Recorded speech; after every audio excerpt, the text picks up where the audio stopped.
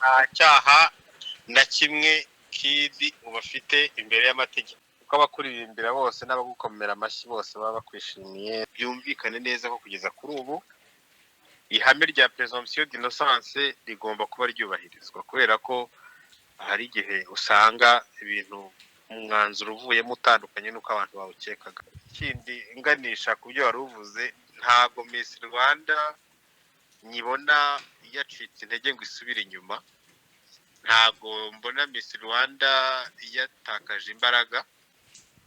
ariya majwi umuntu wayashyize hanze ni umugome, uko abantu bagendera mu marangamutima bikarangira umuntu abigendemo. Ikindi utaruze muri Miss, reka tubasuhuze abadukurikira muri mu Rwanda, abadukurikira muri hanze y'u Rwanda, abumva ikinyarwanda muri rusange aho muherereye ku isi yose. Tubahaye ikaze mu biganiro bitambuka hano kuri Jaras Official TV. Jean Paul Nkundineza mumaze kumumenyera cyane mu biganiro byihariye tugirana, ahanini bisesengura inkuru zijyanirana n'ubutabera cyangwa se na cases zijya mu butabera. Dufite ibyamamare bitandukanye biri mu butabera,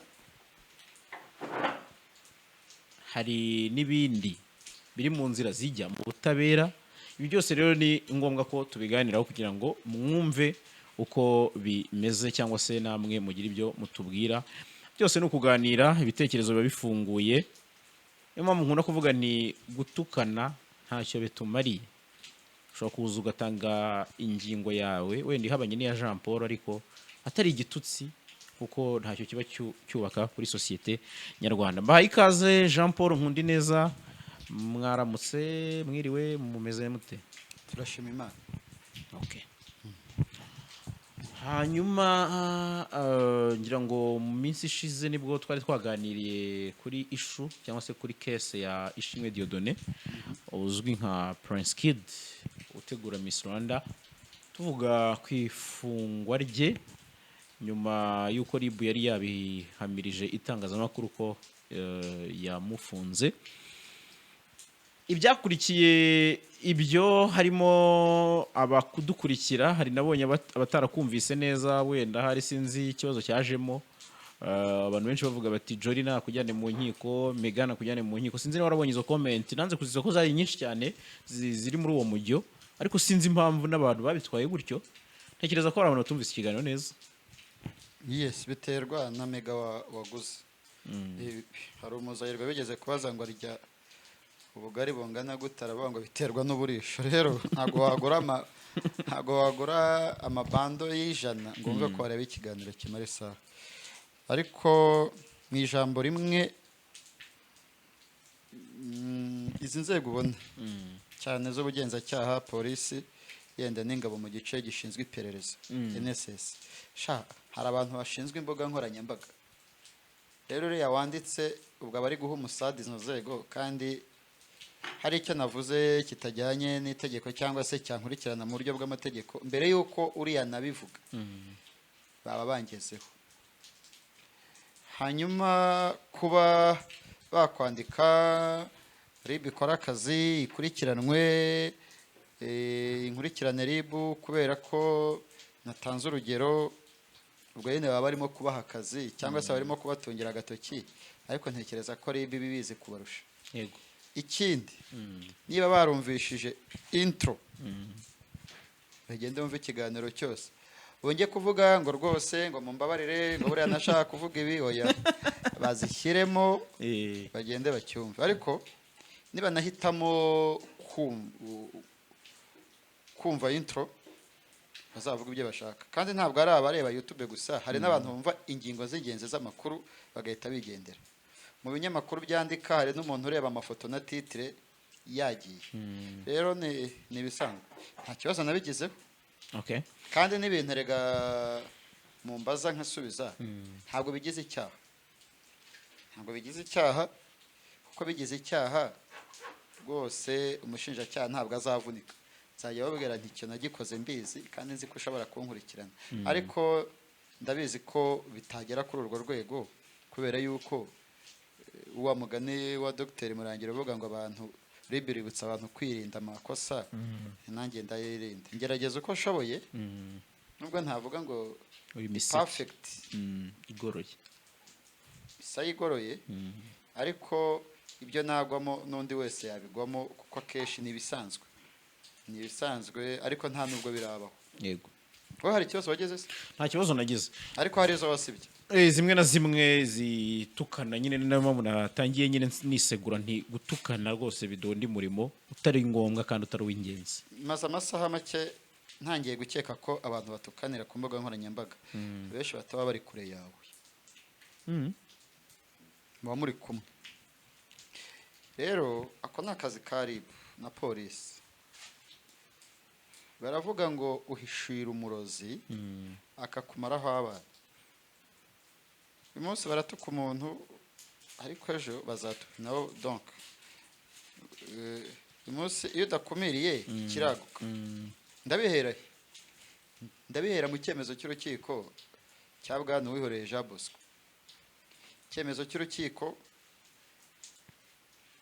nta nubwo abantu bakizi hari n'abantu bandikiye urukiko ngo bashaka kujya kugifata amashusho n'amajwi mbese abanyamakuru bari bazanye kamera bazi yuko Ndimbati atari buzi ahanini ziriya kamera zaje ku rukiko zari za Ndimbati icyemezo cy'urukiko iyo kigiye gusomwa abantu benshi basoma ngo urukiko rwemeje ko hejuru hari akantu kavuga ngo ko urukiko rubibona imigendekere y'iburanisha ibyo byose biba byarabaye imbere kuri 25 nibwo Ndimbati yajuriye yego ajura mu rukiko rwisumbuye rwa Nyarugenge urubanza rwose nararukurikiranye ngewe ntabwo nahisemo kujya mu rukiko mo imbere mu rukiko ndetse nari kujya kureba iki kubera yuko ibyari kuvugwa n'ubundi ikintu kizamo ni akantu gato conclusion akantu gato kavuga ngo icyemezo cy'urukiko n'amagambo 3 rutegetse ko rwemeje ko ibyo rero n'ubundi narabibonye rero impamvu nyuma yaho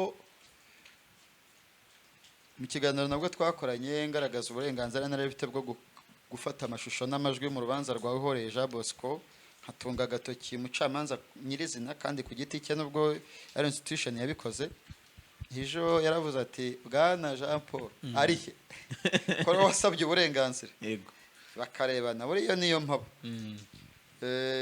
arimo bari kumbwira ngo mpa amashusho yose yatambutse arebana n'urubanza rwa Uwihoreye Jean Bosco sha na duke twafashwe ninge wadufasha ahubwo aba bantu ariko umuntu abaregera hewa ni muri Arimus si ku muzungu no ku muzungu azajya ku muzungu Arimus no byatinda oya ntabwo bitinda bameze nk'abunzi ni ukuvuga ngo genda ntuzongere kandi ishatse ubu nabamanuka bose abamanuka pe ariko ntibazongere cyakora nibongera uwo ari we wese umuntu wese uzajya uvuga ngo navuganye ngo na Jaras ntabwo Jaras atanga uburenganzira ku mashusho yanjye ubwo nyine nkuyeho akantu kavuga ngo batazajya bakwishyiramo cyakora ujye baha nimero yanjye kuko nanjye bimvuna nandika bimvuna njyayo bimvuna ntega ngenda ishusho y'umuntu ni igihangano bwite rero eba hagiye kubona mbona ku gitangazamakuru kimwe oya none se basanze iwangera hariya twari turi si ku rukiko none se naje muri drone ntabwo naje muri drone ngo niture ku rukiko nari ku rukiko ahubwo nuko ntagiye mu cyumba cy'iburanisha kandi umwana w'umusore yabaje ikibazo cyiza ati ko wari mu rukiko ahubwo yibagiye kuvuga ati kuri urubanza rwa Ndimbati ndaruzi kuko yatangiye kuburana byibura ifunga n'ifungurwa ry'agateganyo hanyuma bituma abantu bose bagiye bandika ngo ntiwari uhari ngo ntitwakubonye ngo ko twasohotse tutakubonye nahise mbona ko bari abantu batukanisha ntabwo barenza abantu bake kandi polisi bishatse nta nubwo ari njye gusa n'abandi babishatse abakurikirana ariko nta nubwo nicyo hari twavugaga ntabwo ari icyahanini ariko karagaciyemo okay bidateye kabiri rero ubwo twari tumaze kuganira hasohotse amajwi yumvikanamo Ishimwe Dieudonné Prince Kid aganira na Muheto mu buryo bwo gutereta dukoresha imvugo iri rusange y'ubu ntabwo ari rusange kera bavugaga kurambagiza gutereta aryo uyu musore uri inyuma ya kamera yitwa nde wambaye jacket ya orange uyu musore yitwa Eric irinde abantu bose baje i Kigali nyuma ya jenoside ni ba Eric ni ba Eric numvaga yitwa sha niba ari Eric ubu nawe wakure nk'iwanyu we ni wa hafi hano mu Ruhango ku birometero bingahe uvuye mu murwa mukuru w'i Kigali biri munsi nabyo si bike ntabwo biri munsi y'ijana keretse niba ari uwo ku Kamonyi cyangwa i Rwamagana ukimara kumva rero ayo majwi nzi ko wayumvise hari ibyavuzwe bamwe bati confirm abandi ati biragaragaye bigiye hanze kuri Twitter aho byari ibindi mu buryo buhura n'itegeko kuko ubaka kanya ikiri kureba Prince Kid ni itegeko dusanzwe tuzi ko amajwi atifashishwa mu butabera cyangwa se mu bimenyetso bigenderwaho ari amajwi kuri wowe nicyo yavugaho comment ari amajwi umuntu wayashyize hanze ni umugome wabuze igihe yafatiwe twakwemeza neza ko kariya kajwi ari akamuhito twakwemeza neza ko ririya jwi ari irya Kid impamvu ni uko hari umwana w'umusore witwa David wigana reka mvuga imvugo y'abanyapolitike ntabwo yavuga atabanje yandikavuga ngo excellence nyakubahwa perezida Kagame David aravuga akavuga nka Kagame ntabwo se umuntu ugiramo kuvuga amajwi y'ibikoko yose abaho witwa Jacques w'umumetisi ntumuzi se umupompiste Eric niba atamuzi aramuzi wo kuri SP turanayamamariza abantu bigana amajwi bimwe bavuga ngo quelque ariko ikintu cyose iyo ntara ya Prince Kid ari bwo buryo wayumvisemo nk'amiganano reka nkubwire ari amajwi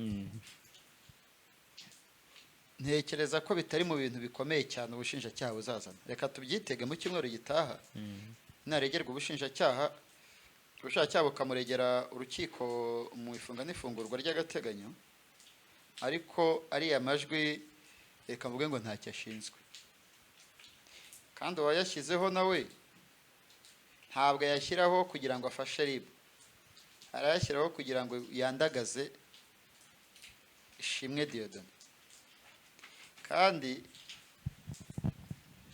ntabwo uri muto ariko nturi na mukuru mugani uvuga ngo iguye ntawe utayigera ihembe umunyarwanda yashatse kuvuga iki hariya yashatse kuvuga nyine ko uri mu byago buri wese yapfuye ntawe utayiryaho barazana n'ibindi rero bivugire ariko n'uwatumye niba RIB rega buriya RIB ishaka nta n'uwari kumenya ko Prince Kid afunze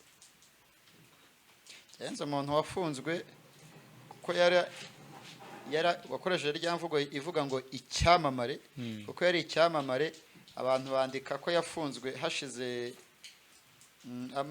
hashize nk'amezi abiri yararekuwe ngo runaka ngo avuye ngo muri RIB ngo yari yaramufunze wowe uri kuvuga ibintu bimeze nk'inzagihe kutabivuze arimo uwo muntu yafungiwe Kicukiro hanyuma afungirwa n'i Kabuga hanyuma arekurwa by'agateganyo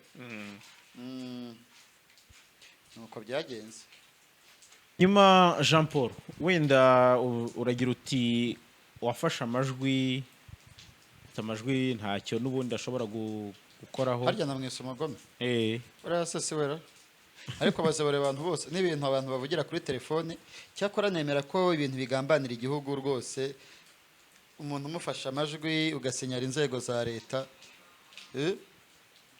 hari umuntu wigeze gutekereza ko akorana n'imitwe irwanya ubutegetsi baramwumviriza nk'amezi 6 tipe ntabyo yarazi niba abahungu ahera ku wa mbere avugana n'abakobwa bivugira ibishego iyambure ryama batanari kumwe kera kabaye baragenda babwira abamutumye bati keretse nitumufungira ko ari umuntu wikundira abagore ngo umeze gute waryamye se wiyambuye wambaye iki imbere ngo ngaho urumva nibyo biyumviraga ni ikiraya kandi ushobora gusanga abari bamutumye ati ushobora gusanga ari n'ikiremba ati ibintu avuga ntabwo ari umuntu w'umugabo wabivuga muzima rero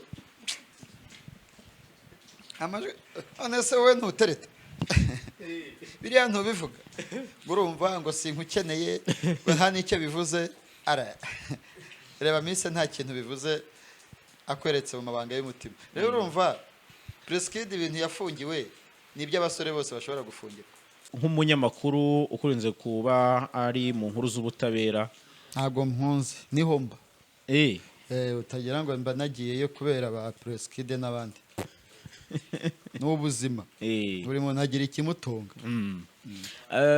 kuri no issue ya Preskid nibi byose byabaye gushyira hanze amajwi kwe nibi kibindi dushobora kubona mu gihe yaba ageze mu bushinjacyaha cyangwa se nyuma yo kumuregera urukiko ahubwo ntekereza ko nagira ahubwo ko wakurikiye kondusha ari amajwi ninde wayamennye hanze bwa mbere yarapakuru nayumvise bwa mbere kuri Twitter yandese y'uwitwa Samuel Baka Vyanse wa munyamakuru wa Royo ariko hari abandi nka babiri nabo numvise ko bari bayashyizeho mbere nabo bo kuri Twitter ariko nyine twumva ko ni Muheto na Preskid bari kumwe ni wese wabyumvise ushingiye ku ki uko mbazi umuzo wavuga nkavuga ngo sivuga umva nkubwire sha nta zindi imbaraga mugira erega amajwi mu kanya nabivugaga abantu barayahindura abantu barayigana ntabwo ujye ubona abantu bajya gusaba cyangwa abantu babavumbye mu bubari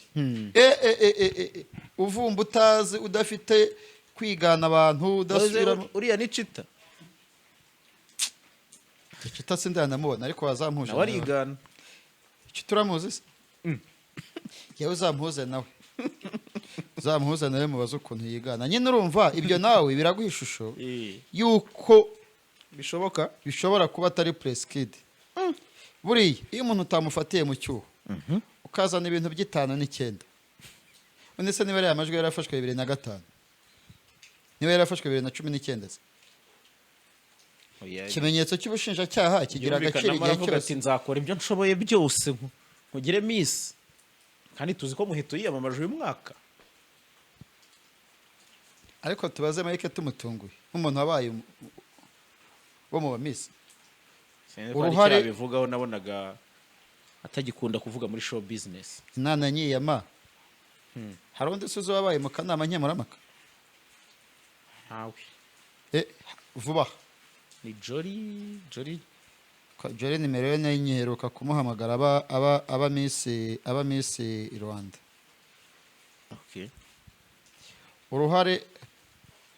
uruhare Preskid ashobora kugira mu influence abajaji kandi nukumbaho kambwira ati bite mwana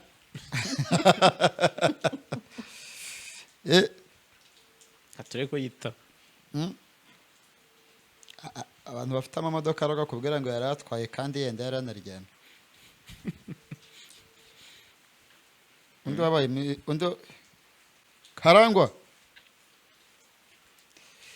Bwana Karangwa yego mwana aha uri live mu kiganiro ndagutunguye uri umwe mu bantu batekereje wowe na ba Dr Higiro Kabengera Kastari ba Sandrine ibintu by'abamisi mubihereye muri kaminuza aho ikibazo kikavuga kiti umuntu ufite nka company nk'uko Preskid yari afite company yitwa Rwanda Inspiration Backup influence ashobora kugira mu budahangarwa bwe kuko ari we wahanze icyo kintu cya Inspiration Backup ku buryo ashobora kwesista agasaba abajaji yenda ko nka misi Buteri Sheja Sandrine mu Munoma ubwo tuvuze utarabaye misi ariko wabaye mu bajaji n'urugero akaba force icyo kintu kibaho nicyo kintu uyu mwanya kirimo no kwibazwa hanze ukuntu Preskid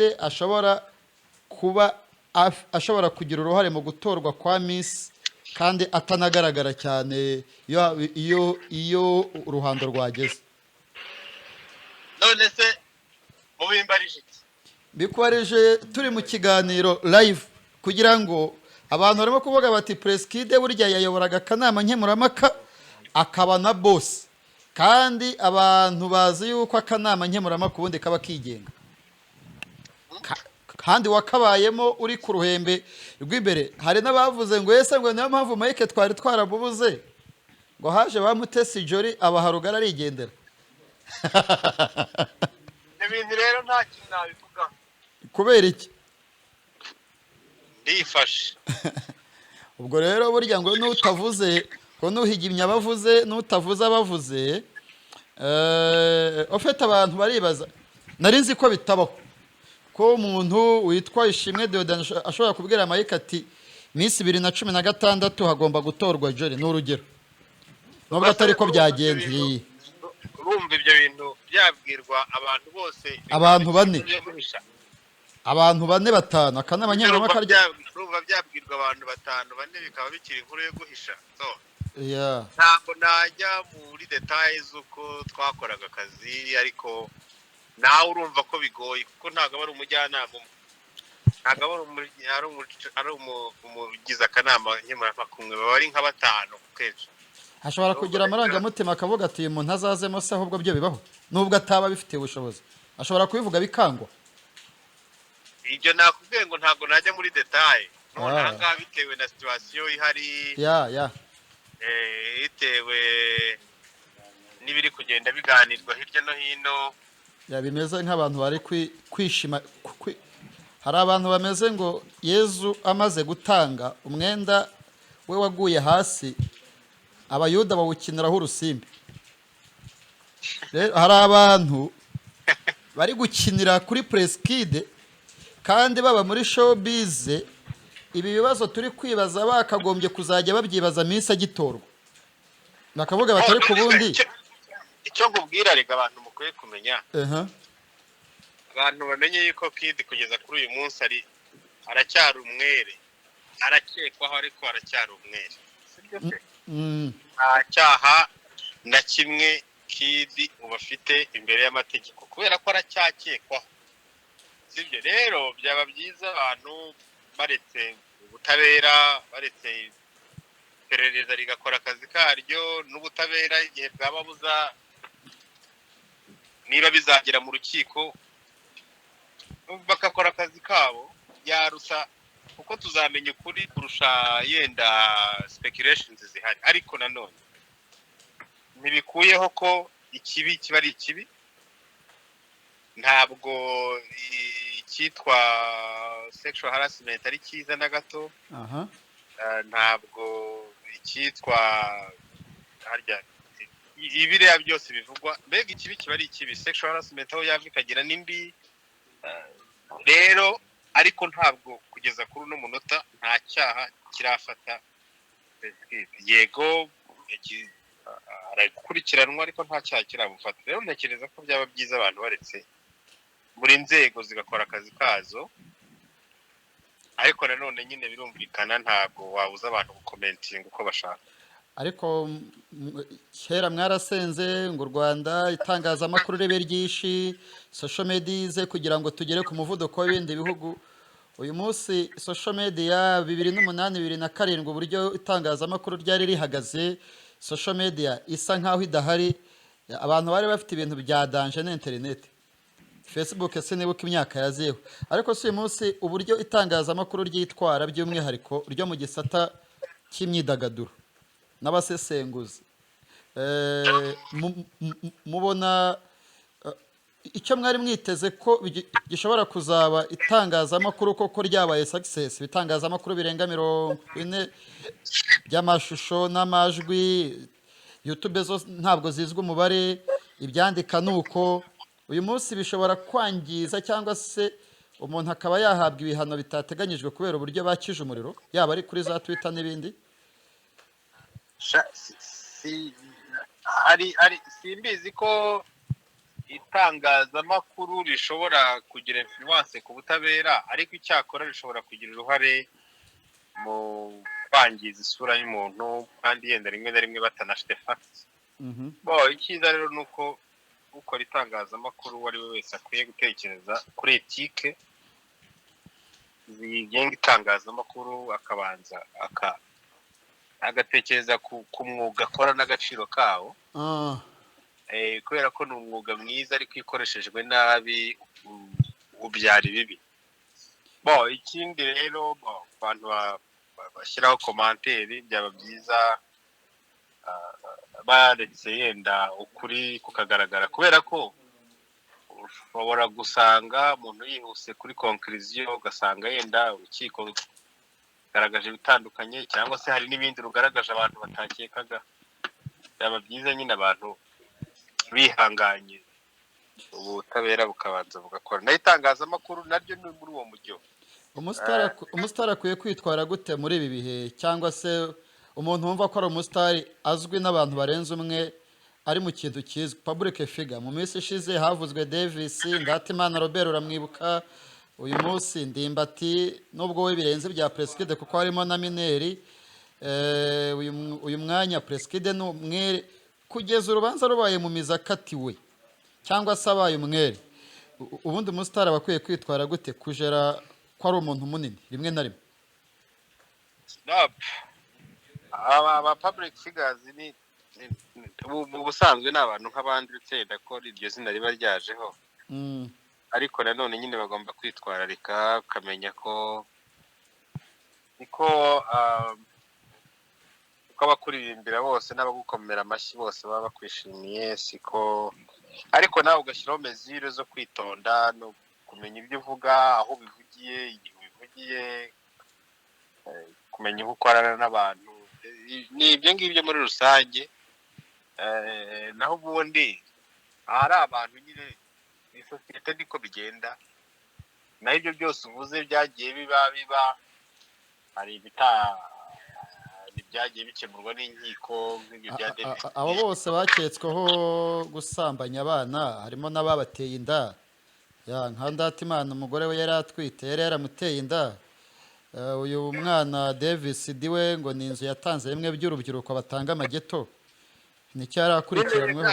Nibyo nakubwiye, ntabwo njya muri detaye cyane, ariko byaba byiza nk'uko kuri kesi ya Davis abantu benshi bari bamurimiyeho ibisinde, ariko urukiko rugaragaza ko ari umwere. None se gutanga inzu ubundi ko atari yagize ibyo akora? Rero byaba byiza abantu turetse tukihangana, ubutabera bugakora akazi kabwo, ntidushyireho puresha ku butabera. Ubundi tukareka na RIB igakora akazi kayo, kubera ko byanze bikunze ari Kigali n'abandi bose hakorwa iperereza, kandi iperereza iyo rikozwe neza bituma ubutabera butangwa neza. Ni ukuvuga ngo rero tureke bakora akazi kabo, byari byose ukuri kuzamenyekana, kuko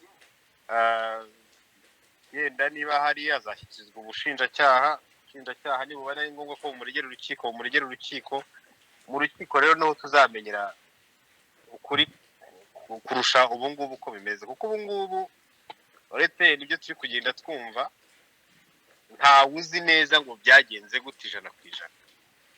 None se uri kubivuga ko nawe atari umutagatifu ashobora kujya kuri Twitter mu cyumba haryamyemo umwana? Byose ni uko nyine ufatiwe mu cyuho ari we witwa umujura, ariko ubundi wa mugano wakubitira imbwa gusutama yazimara. No, nyine umuntu ni umuntu, ariko nanone tukavuga ngo ikibi nyine kiba ari ikibi. Buri muntu wese agira utubanga twe, buri wese agira ibye, n'imbaraga nke ze n'ibyiza bye, ariko si byiza nyine kugaruka kuri conclusion igihe amategeko atarabigena ukundi. Anyway, njyewe nicyo mbona nuko mbyumva. Ndizera ko nyine bizasobanuka neza mu gihe kiri imbere, ariko nanone nongera nsubiramo cya kindi ko nyine ikibi ni ikibi, tugomba kukirwanya, kutagishyigikira. Ahubwo ndashaka kubivugira kuri ibi byagiye bivugwa, byose ni bibi, ntabwo tugomba kubishyigikira, ariko nanone abantu byumvikane neza ko kugeza kuri ubu ihame rya presumption d'innocence rigomba kuba ryubahirizwa, kubera ko hari igihe usanga ibintu umwanzuro uvuyemo utandukanye n'uko abantu bawukekaga. cyangwa se ukaza noneho ahubwo wemeza ibyo twakekaga hakaza n'ibindi. Rero ni ukwihangana nyine tugaha umwanya ubutabera. ugize umumaro munini muri iki kiganiro cy'umusore waremye witwa Jaras. Uyu munsi asigaye akomeye kubera ko ni Jaras wa muhungu wawe. Musohoreze Jaras rwose. nikirije grand frère yakumvise kandi nanone bigize umumaro munini muri publique. Abantu barimo kuvuga bati abantu babaye abajaji ko bacecetse, abantu babaye muri aka kanama, ariko mwebwe ntimwari n'abajaji gusa. Ejo bundi nahoze mbisubiramo, nimwe mwicaye muravuga muti mu Rwanda hakwiye gucamo akantu. 2009 mu gihe cya Eminante baba abajaji, nyuma gato mukabakurikira. Ni ikintu cyari kimaze kugera ahantu heza, kuba cyasubira inyuma kikagwa cyarubatswe ni ibintu bitashimisha abantu. Ntago ari ibintu abantu benda bakwiye gusobanukirwa neza.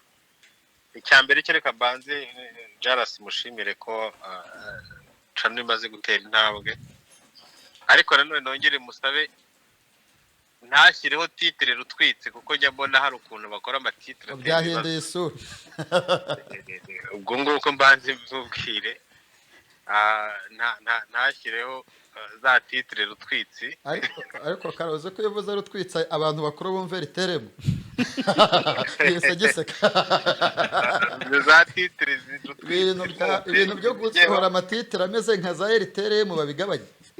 Oya, izo titire rwose bazigabanye nazo. Ari igihe ubona titire wajyemo imbere mu nkuru ukabona wapi, kandi nyamara abantu.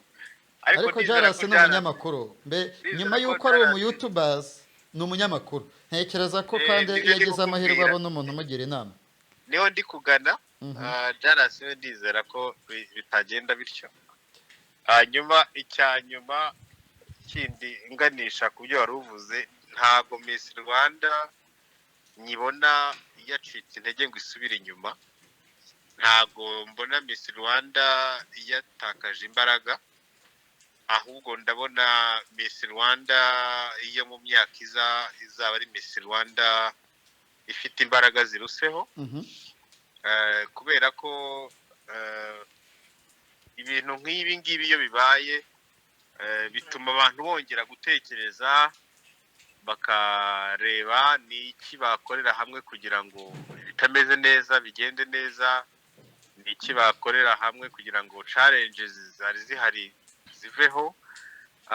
Nkanizera neza cyane ubwo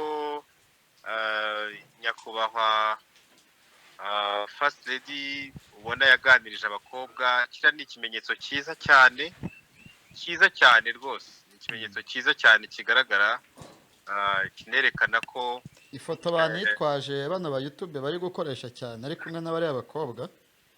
Niho ndi kugana mvuga ko ni ikintu cyiza, ni ikimenyetso cyiza bigaragara support afitiye abana b'abakobwa yahora kuva kera.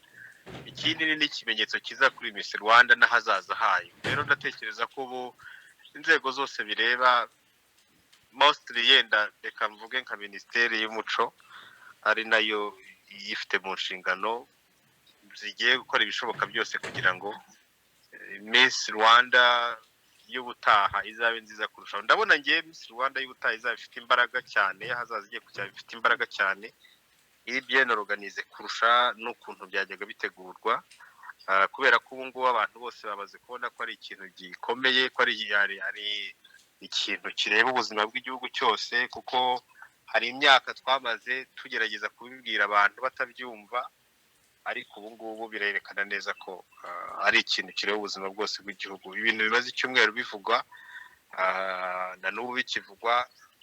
Rero ntekereza ko ari ikimenyetso cyiza cyerekana imbaraga ifite. Rero ni byiza ko buri rwego rwose ruzayishyigikira imbaraga mu gihe kizaza.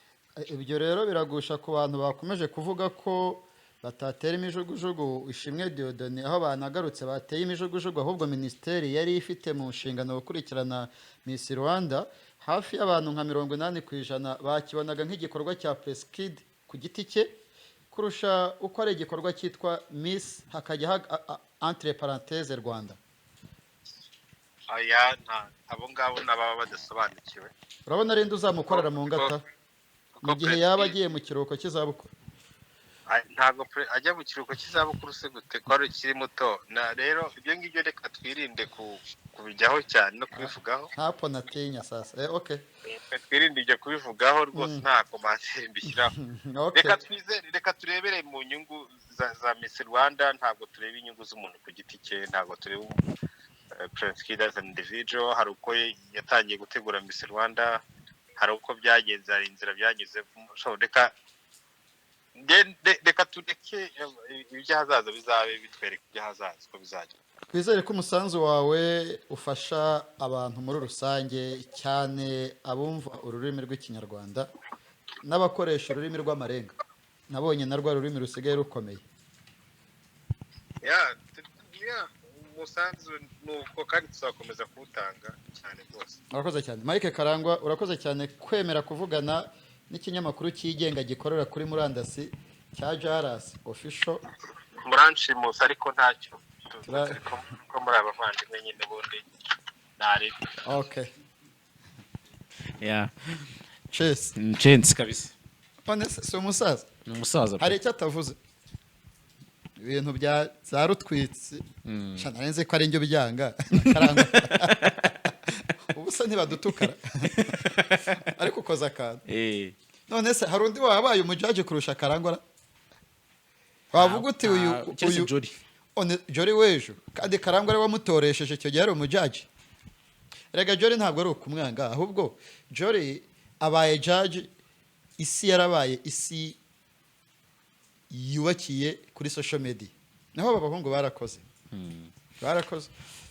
rero Jean Paul ku bintu Mike Karangwa akomojeho niki hari comment washyiraho wenda yindi yihariye nyuma y'ibyo mwaganiraga kugira ngo wenda duhite tujya no kuri icyo kintu tuvuga tuti ko iminsi 5 imaze gushira ya RIB bivuga ko isa twakumva ko yashikirijwe ubushinjacyaha tuzi ko kenshi biragora akenshi gukunda kugeza abantu mu rukiko kugira ngo tujye no kuri icyo kintu donc icyo twakwitega ngewe reka nivugire impamvu nkoresha amagambo azimije no kugira ngo ibiganiro batajya bumva ko ari iby'abakiri bato ariko na Rehonari mutoyo babona ijya wangora wa Rehonari witwa Rehonari uburi nko mu myaka 40 nta mwana w'imyaka 20 witwa Rehonari seriye kandi wango no kugira ngo ibiganiro tubikora kugira ngo ndifuza ko YouTube channel abantu bayireba mu ishusho y'ikinyamakuru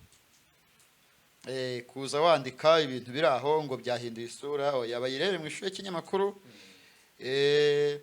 ejo kwa gatandatu hari inteko rusange ya RPF kabango Jaras Official ukabikora live agaciro baha Rwanda Broadcasting Agency bakanagiha Jaras ariko bizaturuka mu biganiro Jaras azakora ntabwo bizava mu bintu wa mugani bya rutwitse rero ibyo makuza avuze ntacyo nongeraho akora kaze ngo arankomvetse ntacyo nongeraho kandi ntabwo najya gusesengura Miss Rwanda kurusha Mike Karangwa naba ngiye guteruye ku karere ni nko kujya kuvuga politike ya Amerika wicaye i Kigali hari ba Biden rero icyo avuze ntacyo nongeraho gusa nanjye Miss Rwanda nayereberaga mu kintu kinini kirenze Press Kid uko First Lady Egari Imbuto Foundation n'ibindi bigo bireberera abana b'abakobwa buriya kubasura ni nko kubabwira ngo namwe mujyeyo mubasuhuze mubaramutse rero rwose ndayirebera mu ishusho ikomeye na inavuyeho donc Press Kid agize ibyago bakamukatira agafungo yazana imbaduko n'izindi mbaraga zitabayeho kubera yuko deja umushinga yarawize kandi abakora neza uyu munsi ntabwo aregwa kunyereza umutungo w'ibigo bitera inkunga iki gikorwa ibyo aregwa ntabwo nabango ni ibyago by'abagabo hoya yaregwa ibintu bikurikira bifite amategeko abihana azabona ubutabera mu gihe gikwiriye mbabare muzizimye niba ziri kwaka ni ibyo ngibyo rero Jean Paul ndi kumva Sha, uvuga ntacyo uti nta twakongeraho kintu pe." nongeraho nta n'icyo ndenzaho, reka dutegereze wa mugani icyo inzego zibishinzwe zizatangaza nizo zibifitiye ububasha. Hanyuma ku munsi w'ejo ku itariki wabazaga iki ku kijyanye no kuregera dosiye kuri ntuza ya Preskid navuga yafashwe ni ku wa mbere uyu munsi ni ku wa gatanu iminsi 5 yarangiye erega birashoboka ko n'uyu munsi yaregwa. uzi impamvu ashobora kuregwa se ni uko iminsi 5 yarangiye ahubwo reka turebe niba mu bushinjacyaha batwitaba tubaze Faustin Nkusi niba hari dosiye irimo Faustin rwose Faustin rega ni umugabo utanga amakuru niwe keretse natitaba kuko buriya Faustin umuvugizi w'ubushinjacyaha ntabwo akora ubuvugizi gusa aba ari no mu nkiko ashinja ariko kuko abantu kenshi batamubona ari mu rukiko nako akenshi bamubona ari kuri kamera avuga abantu baje uherutse kuzanwa vuba ni uwitwa Jean Paul w'umunyabutare dore ntabwo iriho ariko iyo aza kuba ariho rwose tuba tumubajije ariko kandi reka twumve ko namurangira ariho twumve igihe azitabira igihe azaregerwa ubushinjacyaha kare nari namuhamagaye arankupa nanyitaba ndahita amubwira ko turi live mu kiganiro nk'uko na Mike twabimubwiye yego nankupa nabwo kandi arigendera.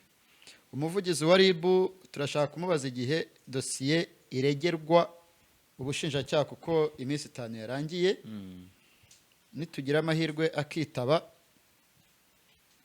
turamuvugisha natitaba kandi turakomeza icyo procedure ivuga ko ari iminsi 5 ariko yaza kuba ayitaba ntekereza ko aba yayitabye nampamagara turi mu kiganiro ndamwitaba mubwire nti twari mu kiganiro.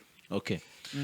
Hanyuma rero ku itariki 28 Mata 2022 nibwo ariko ukiri aho utarajya kure Mike tuvuganye umwanya munini mu bintu byinshi avuze ni biki nka bitatu wabwira public donc abantu bakwiye no kwitwara muri iki kintu cya Preskid.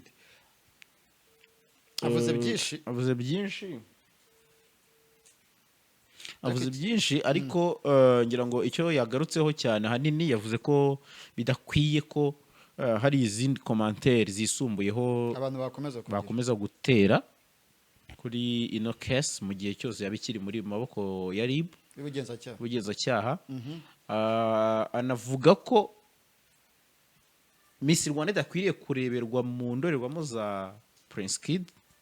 Jese nabikubwiye cyo nacyo ni ikintu cy'ingenzi cyane nicyo itangazamakuru rikwiye kwirinda muri bino bihe cyangwa se no mu zindi nkuru zindi birinde kuba barutwitse guhuza ibintu no gutwika kwa se yavugaga gutwika nge niba ari uko ari imyaka iyo umuntu avuze rutwitse itanumva ritere n'abakantana n'abavaleri n'abanohere n'aba jorojoroje okay rutwitse ibyo bindi muvuga ngo yatwitse uzajya kumva muri commentaire umuntu amanuka ati eritere mu wayizaniraga iki mu kiganiro ariko nuko ariyo yiswe radio rutwitse iyi ni kinyamakuru cyangeze Hasani cyitwaga Kangura cyaratwitse cyaranatwitse we yego twigendere. Reka tugere rero kuri icyo nari ntimumojeho cyo ku itariki 28 Mata 2022 nibwo Uwihoreye Jean Bosco alias Ndimbati yasomewe ku bujurire bw'ifungwa n'ifungurwa ry'agateganyo bwanzura ko akomeza kuba afunzwe. Nkuko wabivuze mu kiganiro dutangira wavuze uti nari impari nubwo ntigeze ninjira mu rukiko nyirizina kubera ko nari nzi ko nta bishya bigiye kuhavugirwa uretse uwo mwanzuro. Nicyo uvuga muri rusange kuri iki cyemezo? Icyemezo cyo kirasanzwe. Hari imanza zigereranywa zitwa ngo jurisprudence, imanza ziba zaraburanishijwe umucamanza akazifataho icyemezo z'ingero. Hari umuntu uzi wigeze arekurwa waketsweho gusambanya umuntu violi yari yo yose ntayo. Nari niteze ko igitangaza kwari uko yari kurekurwa. Noneho bya bindi Mike yavugaga byo gutwika hari ikinyamakuru cyo ku mbuga nkoranyambaga mbere y'uko urubanza rusomwa nka saa 7:30 kuko rwasomwe saa 8 cyaranditse kiti nonaha Ndimbati arafunguwe. Byari ibyishimo ku bandi basitari. Umuntu yahise amparika ati Ndimbati arafunguwe. Ngo twandike ngo nyine ngo breaking. Abwira Ndimbati arafunguwe. Afunguwe nande se? Ko ndi ku rukiko. Nk'ikimenyetso abampaye link. Karabaye. Shasha naboga ntibarutwetse umenya bagihari. So cyari kitezwe nuko ibinyamakuru byo kuri YouTube byanavuze mbere ngo Ndimbati ngo kuwa kane ngo ararekurwa. Uko uvuze ngo ararekurwa arafungwa. Barekere Ndimbati ubutabera bukora akazi kabwo. Ndimbati bamureke niba kina filime igihe cye cyararangiye cyo kuzikina azazikina yarekuwe. Ariko buriya no muri gereza habamo imikino myinshi ushobora gusanga ayoboye ibintu by'amafilime. Kimwe nk'uko Jado Castari ayoboye ikipe ya volleyball yanayihaye n'ibikoresho. Denis Gacinya yagiye mageragere gihe yarakurikiranwaho ibintu bijyanye n'amapoto mu karere ka Rusizi, ariko abari bamuri hafi bavuze ko yari ayoboye Rayon Sport. Murera buri yigera no muri gereza. Buri amageragere abamo abareyo n'aba APR. Ubihakana azandike hasi. Ariko ndabizi ko yibaho. Rero nari niteze ko ikiva muri kiriya ahubwo iyo mba Ndimbati nari kuburana nkuko Castari yaburanye, akaburana mu kintu cyitwa accéléré, akaburana mu mizi bikava mu nzira, akagirwa umwere cyangwa agakatirwa. Ibaze nk'ubaburanye nka nyuma y'umwaka n'igice urukiko rukamugira umwere, kandi yaburana mbere yaba yarabaye umwere n'ubundi. Ariko ibyo mu mategeko we uburana muri iyo system iyo wemera icyaha, kandi ntabwo acyemera. Abantu bashaka kwanga kuki Castari ataciye mu ifunga n'ifungurwa, yaburanye yemera icyaha. Babakobwa bo ku Kimisagara harimo bitwa bazayina bafatiwe mu cyuho. Rero umuhamvu umuntu aburana mu buryo buri direct nuko abayemera itemera icyaha, izo procedure ziba. Rero nikira nari niteze nta kintu kidasanzwe cyavuyemo. Icya kabiri nabonyemo nyine abantu benshi ba YouTubers mu byo bambajije, ibyo nashubije ibisubizo n'ibitutsi narabuze uno we yarari mu cyumba cy'urukiko, ariko ntabwo ari byiza. Duha akazi polisi ifite ubushobozi bwo gukurikirana umuntu wese utukira undi akoresheje imbuga nkoranyambaga. Ntabwo yatanga umusanzu muri Centre Africa na Mozambique na Mali na hehe ngo nanirwa abanyagihugu bayo ngo abantu, ntabwo bishoboka. Kandi ikibazo polisi nikurikirana aba bantu hazatungurwa umuntu ugiye kubona ubone inka Jaras batukanaga. Bakwereka itangazamakuru bikubaze ntiburya wambazaga nyuma ukajya no kuntuka. Walahi umusaza Imana ibindinde. So rero dusoze kuko ahanini twagira ngo tuganire kuri iyi issue ya Prince Kid kubera ko irakomeje, hatangiye gusohoka amajwi, urumva twari no kwibaza tuti amajwi yo bagabanye icyokere. Ni influence uyabonaho ira confusing ubugenzacyaha n'ubushinjacyaha n'ubutabera muri rusange. Kugeza uyu munsi hari umushinjacyaha aza akavuga ati twabonye ikimenyetso gishya. Ikindi aya majwi aratuma azasabirwa iminsi 30 kugira ngo bukomeze iperereza, bashake n'ayandi majwi begeranye ibimenyetso. Kira ni ikiganiro cya hagati ya Miss Rwanda 2022 witwa Muheto Divine na Kid. Eski ni telefone bamwatse bayasangamo, ni Muheto wayafashe. Ngiyo telefone yanjye ifata amajwi. Niyo mbipye niyo bipiraza. Mu bantu bampamagara harimo n'uwitwa Leonard, buriya mpamagaye amajwi yenda yagumana. Telefone yanjye ifata amajwi. Ariko uyu muntu abikoze watari umunyamakuru aba yabikoze yabigambiriye. Ese telefone ya Muheto yafata amajwi akayakoresha iki?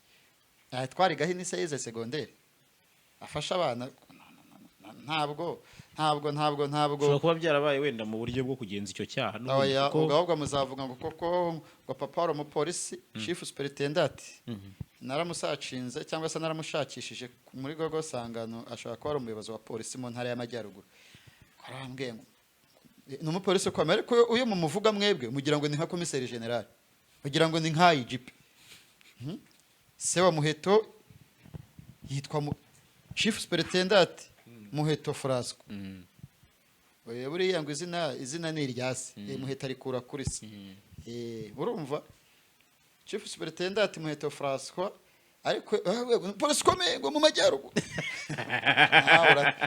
Kevin warabimbwiye ko ni iwabo Kevin se wo mu Birunga yakubwira umunsi wo kwita izina urumva ntakubwira umunsi bazitiraho izina akubwira inyungu babona iyo baje kwita izina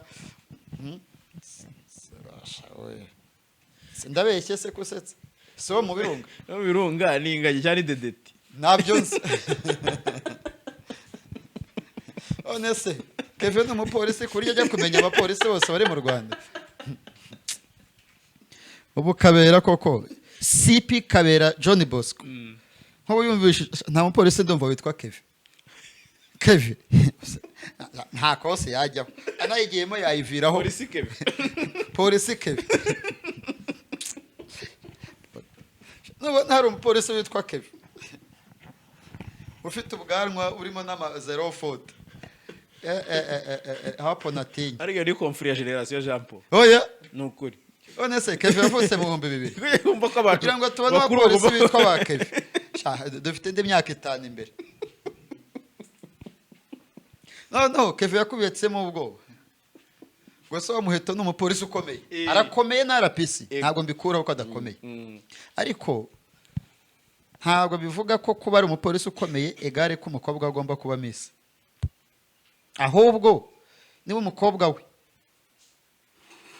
ari wafashe amajwi Kid ntagihuza n'ubupolisi kuko ntabwo ubwo bwenge wabugira udafite umuso byibura ataraciye mu bugenzacyaha ako ntabwo aricyo twari tugendereye ariko kiveho abana b'abasirikare abana b'abapolisi ahubwo abanyamategeko bandimbati bagera kuri 3 barangajwe imbere na metre bayisabire bajye ku rukiko basabe ko dosiye yihute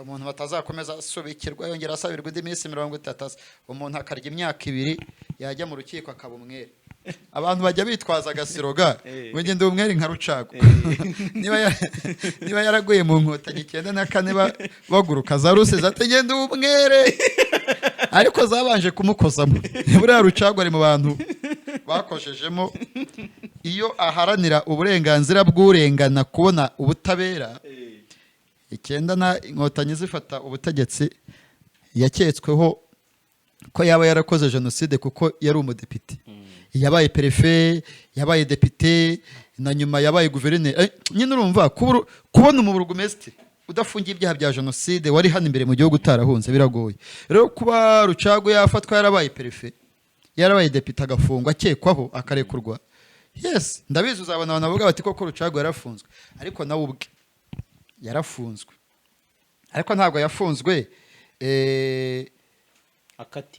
akatiye ahubwo se Rucago wa mugano wamuhamagara wa kuko Rucago nabonye avuga kuri press kid ariko nawe niyo mpamvu watumiye umuntu mukuru umuntu arahamagara Mike agahita yitaba agahamagara ba Rucago usibye RIB n'ubushinjacyaha urumva ko utarakura neza oya ni imyaka nta mu YouTubers wahamagara Rucago kare Pizo kandi amukoresha gusa aramubwira ngo nitwa Max ariko Rucago akoresha social media cyane ari mu nama umusaza buriya nyine iyo wanga akarengane uharanira ko Rucago avuze ku bantu babiri wowe niki cyaguteye kukanga ko Rucago twumvise impamvu yakandi ngese ntabwo nateje umuntu imodoka bakavuga ngo kuko ari yanjye ubwo ndi suspect nawe zigutamo ibaze Erega ntabwo waharanira uburenganzira bw'abafungwa kugira ngo babone ubutabera buriya Kid nabo umwere hari ibintu byinshi igiye muri kasho byinshi abantu bose babaye abantu bakomeye mu butabera cyangwa se mu bintu bijyanye no guharanira uburenganzira bwa muntu barakubwira bati barafunzwe kuko buri muntu atanga icyo afite bitarakubayeho hari umuntu ushobora kuvuga ati icyo ni igikomere rero mufite. ntabwo wakwandika kuri sibye ariko na General Dallaire yabaye muri jenoside niyo ngo ntiwakwandika ibitabo byinshi bya jenoside n'amateka y'abacitse ku icumu utaracitse ku icumu. Ndabeshye se ariko narabivuze imwe mu mpamvu ituma naremeye kwemera kuba igitambo cy'abandi ni uko nanga akarengane. Urukiko rw'ikirenga ejo hari itsinda rwashyizeho rinasanzweho rirwanya ruswa mu nkiko. Buriya hari ruswa haba hari n'akarengane, ahatari akarengane nta ruswa iba ihari. Rero none ko wanga akarengane kandi akaba ariko kari kuvugwa muri Miss Rwanda ko abantu bagiye babona amakamba harimo kata. Reka tubivuge mu mazina yabo. Ngewe mwasanze wanjye hano hari abantu barenze 8 ntagiye gusubiramo. Kuba wa mukobwa wo ku Kibuye yitwa nde iwabo wa Leonard ntuza Miss Josiane. Miss Josiane kuba yarabaye Miss ntabwo amerita kuba Miss. Bimwe mu byo bagendeyeho ngo yagiye kwiyamamariza ku Gisenyi kuba Miss mu burengerazuba arasitara. Ako yabaye popularity Kuko yasitaye. ariko byatumye amenyekana. Nase ntiyabaye popularity. Ariko Josiane wanyuraga mu mujyi imodoka zigahagarara. Nuko yasitaye nyine byaramumfasha. Nese urumva nk'izo ndangagaciro bagendeho zo gusitara. Ngo kugira ngo ariko gusitara byo byamugize icyamamare. Umwana w'umukobwa wabaye Miss kubera ko atumva ntanavuge yitwa nde. Bamuhaye ikamba ry'umushinga mwiza yitwa nde Jeannette. Nazutekereza ko ufite imishinga myiza nyine. Ahubwo baravuze bati oya barebye babonye ari mwiza. Kare. Abantu niyo utabuze ibya showbiz. Korora ingurube si byiza. Niyo ngende umusiramu uri kuvuga ibintu byo ingurube ntabwo mbizi ngewe. Nitandukanyije nawe. Urabona twasuwe n'abasiramu zanye dosiye z'ingurube. Mugamije kubakomeretsa. Mu gisibo tena. Kare. Warahi ibyo bintu ubwa mbere mbonye umukameraman aseka ari gufilima. Nyine urumva wowe twasuwe n'abasiramu uzanye ibintu byo korora ingurube. Niba gukubita imihini barabakoze cyane. Kari umushinga wa Miss. Nyine baragukubita imihini uyu munsi bazajya kuwereka. Nyine urumva nta muntu utazi ko Miss Rwanda yaje umuntu utumva ntanavuge. Ariko si ufite umushinga wenyine. Nta nubwo mvuga ngo abamuhaye iryo kamba baribeshye. Ndi kure abantu bakurema amarangamutima baho umuntu bimerita. Nicyo navugaga. Ntashaka rwose abafite imishinga miliyoni ikiriho nuko uriya mukobwa ariko ukandi ushobora kusanga na Miss Josiane nawe agiye guhita agaruka muri showbiz ngo namuvuze kuko yasitaye. Niba atarasitaye abihakana. Ariko genda icyo navugaga cyane nuko abantu bagendera mu marangamutima bikarangira umuntu abigendemo. Ikindi utaroze muri Miss. Umukobwa ahaguruka iwabo aje mu irushanwa agashaka no kuryegukana.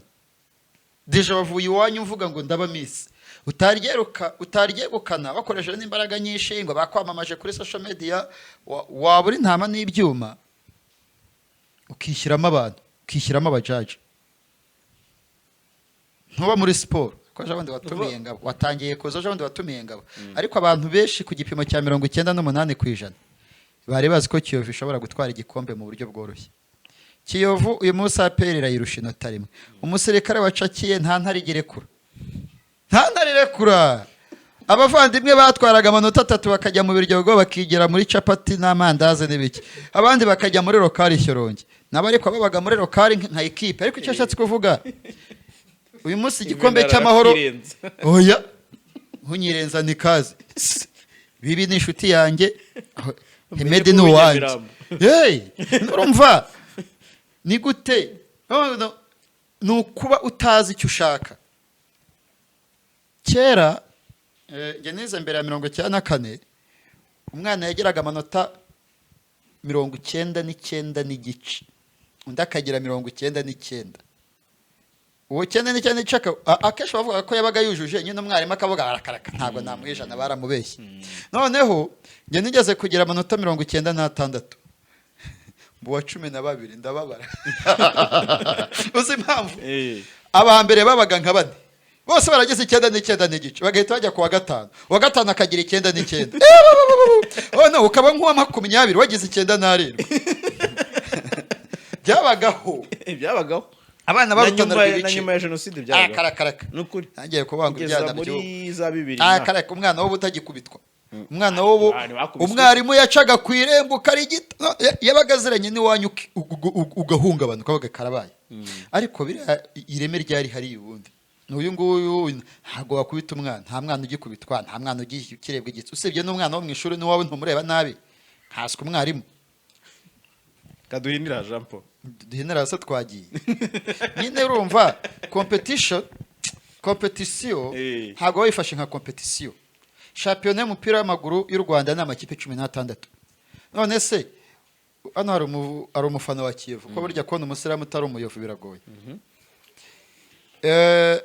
Kiyovu ntabwo ari izatwara igikombe pe ngwire kwirye Santa Burenge ubu Kiyovu izihurira na APR nidatikura APR ntizambaza igikombe APR nayo nidatikura Kiyovu ntizabaza igikombe kuko izatsinda indi APR nitsinda Kiyovu izahita irusha amanota 4 Kiyovu nitsinda APR izahita irusha 2 rero ni irushanwa naho rizingiye wa mugani wa Fande Lieutenant General Mubaraka avuga ati ibintu badutega amakipe iyo kipe ibigutega indi ko nayo twahuye tuyitsinda APR irashoboye wa mugani wa Marayika yaravuze ngo APR yubahwe APR ni yubahwe ikipe yatwara ibikombe mu mufiririzo ibintu uri kuvuga biri gukomeretsa Eric nk'umureyo